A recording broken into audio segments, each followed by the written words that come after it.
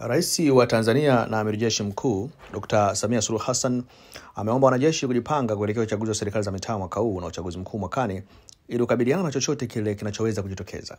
Akiongea leo Januari 22, 2024 wakati wa mkutano wa 7 wa CDF na makamanda jijini Dar es Salaam, Rais Samia amesema hilo ndilo ombi lake kwa wanajeshi. Mimi ni Bakari Chijumba. Ombi langu kwenu ni kwamba mwaka huu na mwakani tunaelekea kwenye chaguzi za nchi yetu.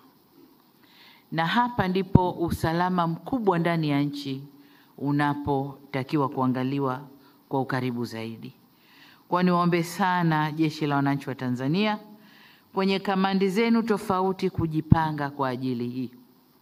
Mwaka huu tunaanza na chaguzi za serikali za mitaa, lakini kwa sababu tuko wengi, ni chaguzi ambazo zinashirikisha vyama vingi vyenye nia tofauti, hatuoni kwamba kila kitu kitakwenda kama kilivyopangwa. Kwa ni vyema tukakaa tayari kukabiliana na chochote kile kitakachojitokeza. Hatusemi tukafanye chaguzi za kutumia nguvu, hapana.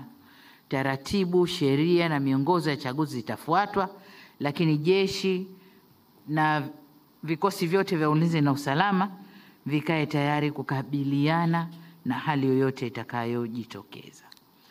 Mwakani tunakwenda kwenye uchaguzi mkuu na ule ndio wenye vishindo vikubwa.